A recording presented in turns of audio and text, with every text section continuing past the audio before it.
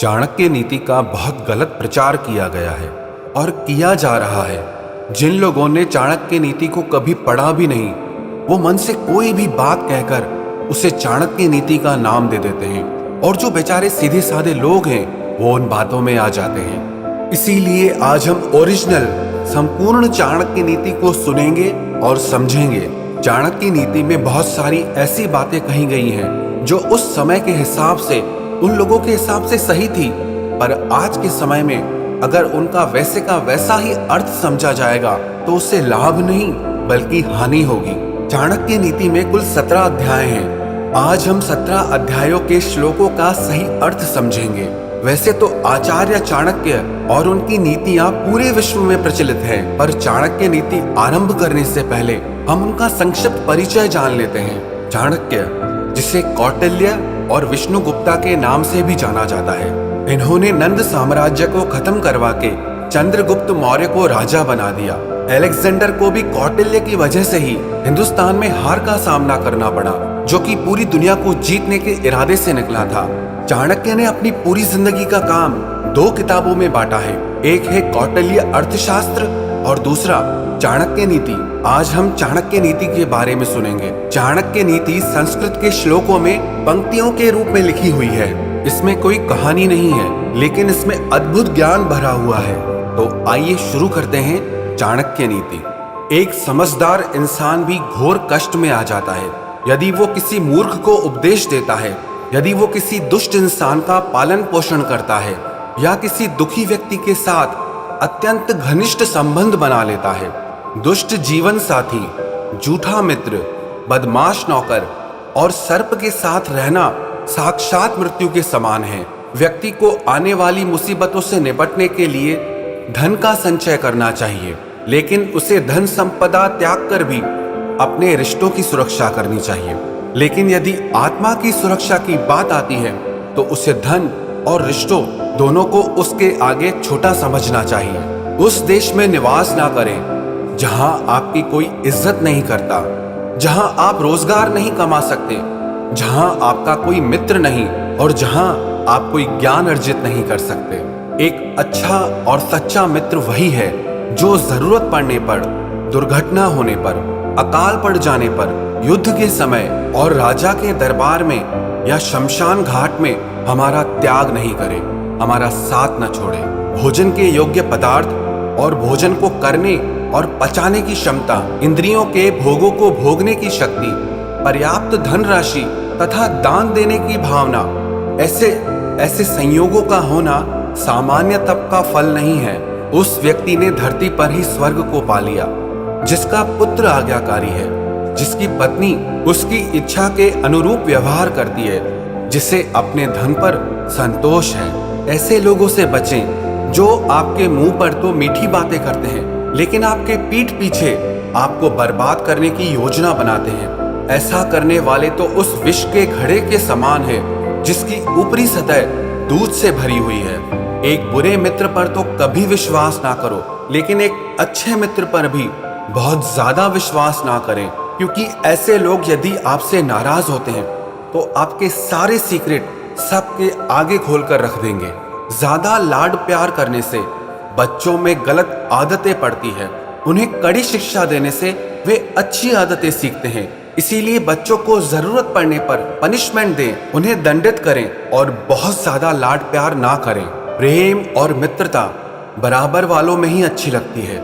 अच्छी सरकारी नौकरी करने वालों को ही सम्मान मिलता है। व्यवसायों में वाणिज्य सबसे अच्छा है एवं उत्तम गुणों वाली स्त्री अपने घर में सुरक्षित रहती है।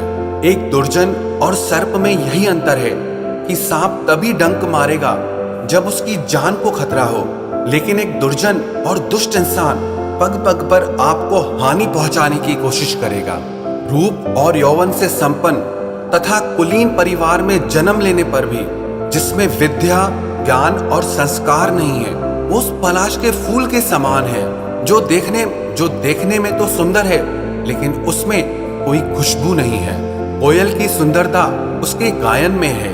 एक स्त्री की सुंदरता उसके अपने परिवार के प्रति समर्पण में है। एक बदसूरत आदमी की सुंदरता उसके ज्ञान में है। तथा एक तपस्वी की सुंदरता उसकी क्षमाशीलता में है। कुल की रक्षा के लिए एक सदस्य का बलिदान दे, गांव की रक्षा के लिए एक कुल का बलिदान दे, देश की रक्षा के लिए एक गांव का बलिदान दे और आत्मा की रक्षा के लिए देश का बलिदान दे। इस जगह पे देश का अर्थ उन देशों से है जो अधर्मी हैं, जो अन्याय करते हैं। जिस देश में अन्याय और अधर्म होता है तो उसके खिलाफ आपको आवाज उठानी चाहिए, उसे ऐसे ही सर झुका के आपको फॉलो नहीं करना चाहिए। यहाँ पे देश के बलिदान का मतलब देशभक्ति से नहीं है या देश के द्रोह से नहीं है। यहाँ पे इसका अर्थ है प्रजा के साथ अन्याय करता है, अत्याचार करता है तो उन्हें अपनी रक्षा के लिए आवाज जरूर उठानी चाहिए।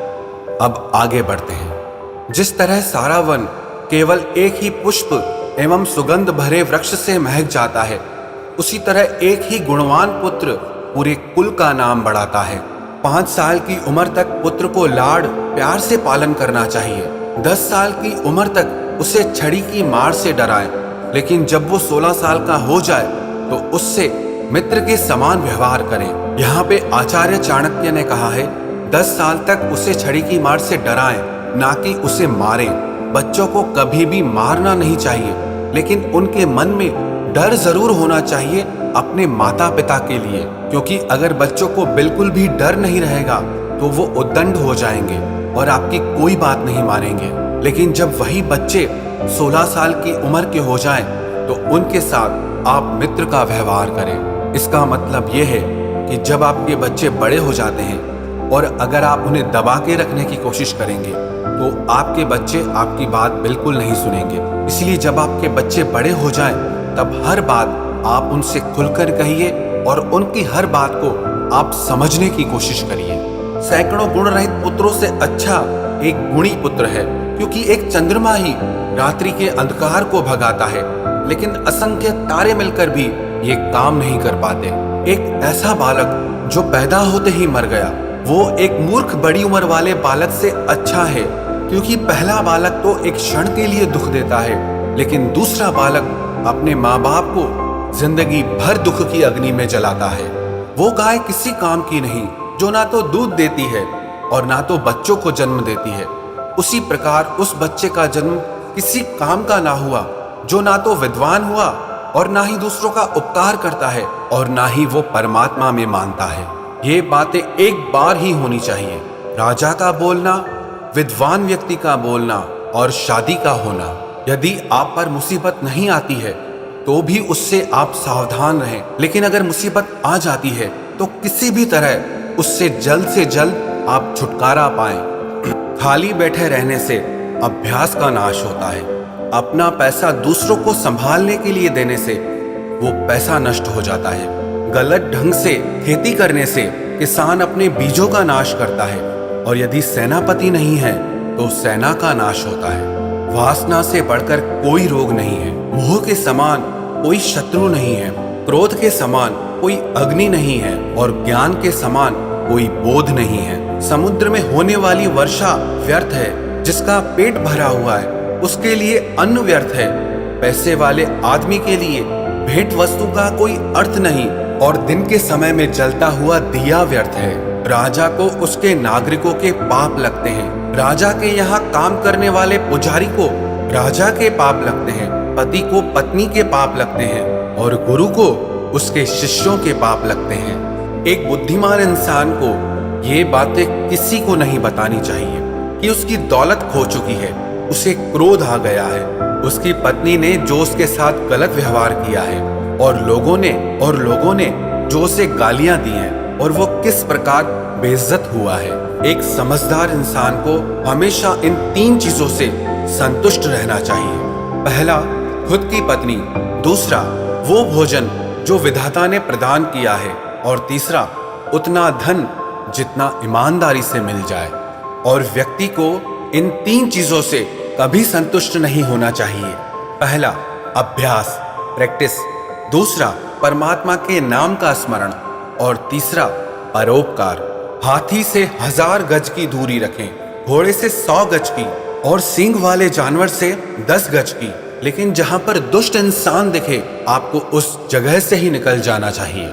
एक शक्तिशाली आदमी से उसकी बात मानकर समझौता करें, एक दुष्ट इंसान का प्रतिकार करें, विरोध करें, और जिसकी शक्ति आपकी शक्ति के बराबर है उनसे समझौता विनम्रता या कठोरता से करें। एक राजा की शक्ति उसकी शक्तिशाली भुजाओं में है, एक ब्राह्मण की शक्ति उसके ज्ञान में है, एक स्त्री की शक्ति उसकी सुंदरता में और उसके मीठे वचनों में है। यदि आप शेर की गुफा में जाते हो तो आपको हाथी के माथे का मणि मिल सकता है, लेकिन यदि आप लोमड़ी जहां रहती है वहां जाते हो तो आपको बछड़े की पूंछ या गधे की हड्डी के अलावा कुछ नहीं मिलेगा। यदि ज्ञान को उपयोग में न लाया जाए तो वो ज्ञान खो जाता है। आदमी यदि अज्ञानी है तो वो खो जाता है। सेनापति के बिना सेना खो जाती है और पति के बिना पत्नी खो जाती है।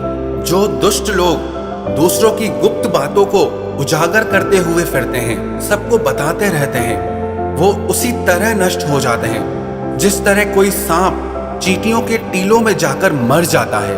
इन सातों को जगह देना चाहिए यदि ये सो जाएं तो।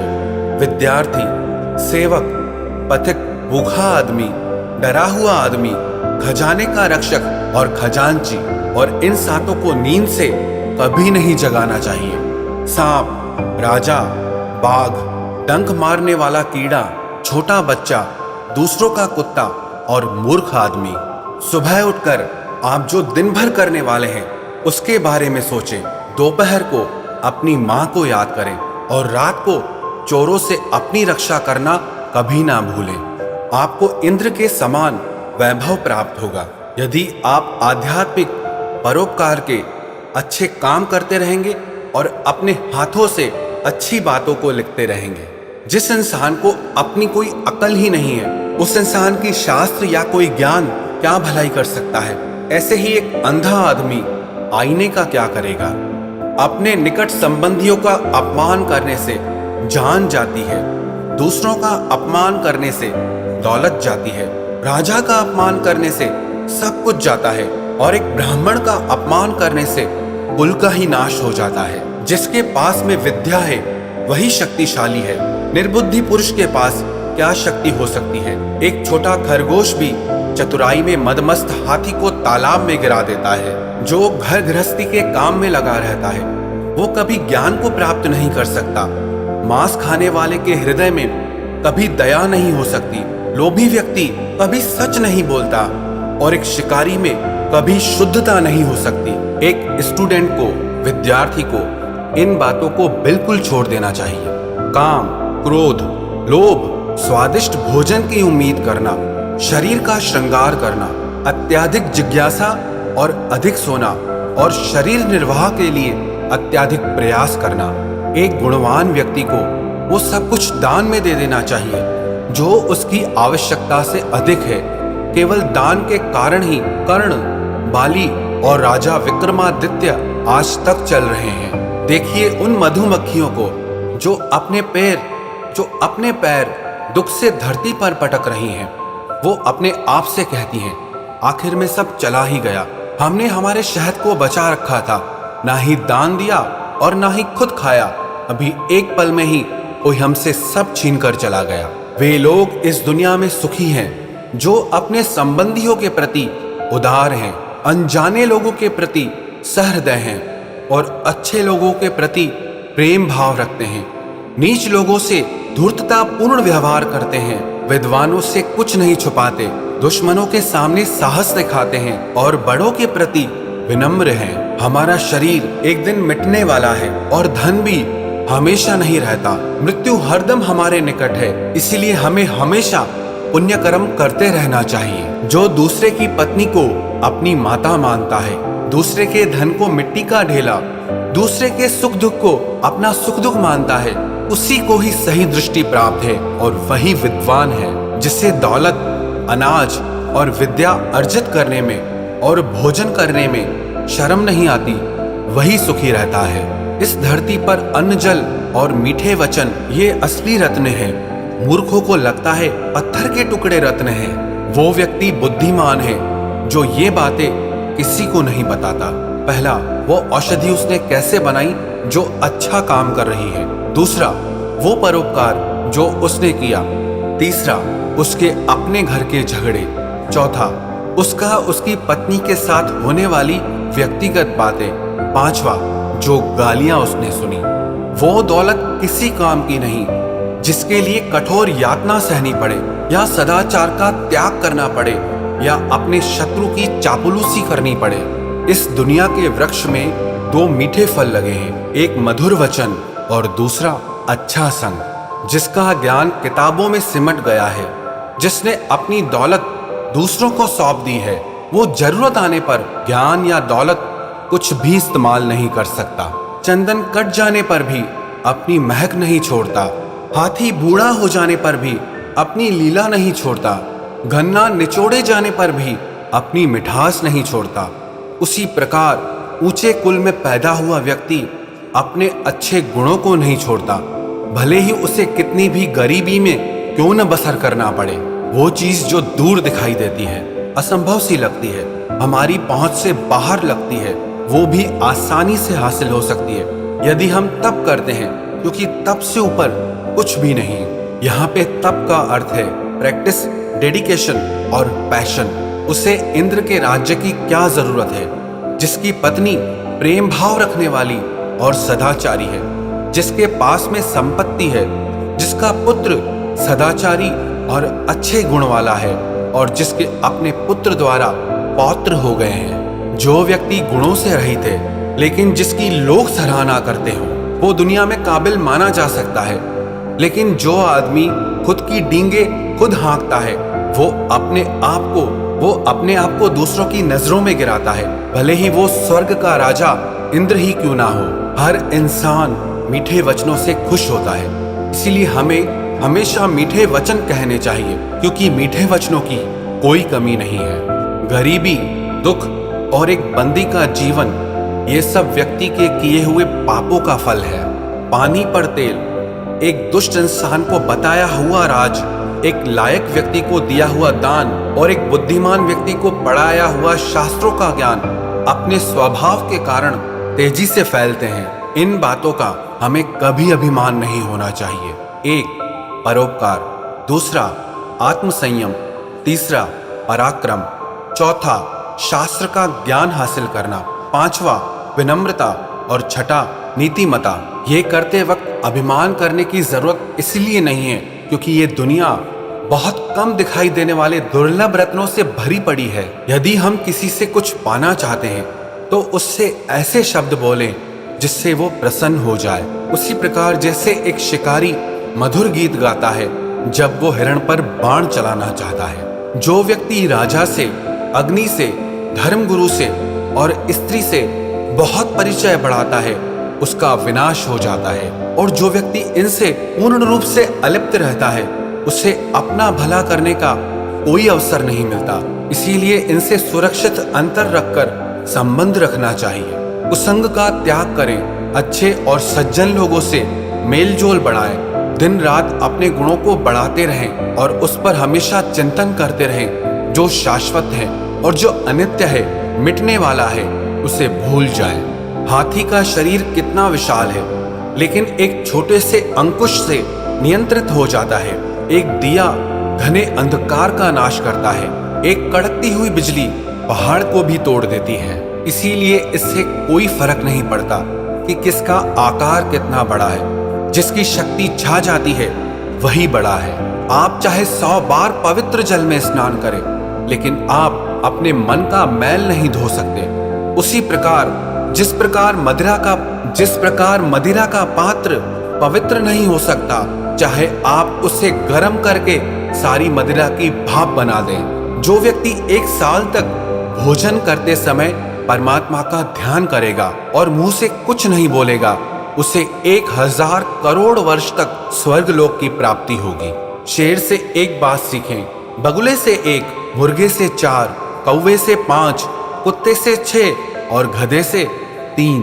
शेर से ये बढ़िया बात सीखें कि आप जो भी करना चाहते हो वो एक दिली और जबरदस्त प्रयास से करें। बुद्धिमान व्यक्ति अपनी इंद्रियों को बगुले की तरह वश में करते हुए अपने लक्ष्य को जगह, समय और योग्यता का पूरा ध्यान रखते हुए पूर्ण करें। मुर्गे से ये 4 बातें सीखें। सही समय पर उठें, निडर बने और लड़े, संपत्ति का रिश्तेदारों से उचित बंटवारा करें और अपने कष्ट से अपना रोजगार प्राप्त करें। कौवे से ये 5 बातें सीखिए। अपनी पत्नी के साथ एकांत में रमण करें, निडरता, उपयोगी वस्तुओं का संचय करें, सभी और दृष्टि घुमाएं और 5वां, दूसरों पर आसानी से विश्वास ना करें। कुत्ते से ये बातें सीखें। बहुत भूख होने पर खाने को कुछ ना मिले या कम मिले तो भी संतोष करें। चाहे कितनी भी गहरी नींद हो, एक क्षण में उठ जाएं। अपने स्वामी के प्रति बेहिचक ईमानदारी रखें। और चौथा, निडरता। गधे से ये 3 बातें सीखें। अपना बोझा ढोना ना छोड़ें, सर्दी गर्मी की चिंता ना करें और हमेशा संतुष्ट रहें। जो व्यक्ति इन 20 गुणों पर अमल करेगा, वो जो भी करेगा हमेशा सफल होगा। ये चाणक्य नीति यहीं पर समाप्त होती है। आशा है आपको इस चाणक्य नीति से बहुत कुछ सीखने और समझने को मिला होगा। ये बातें आपकी जिंदगी को सफल और खुशहाल बना सकती हैं।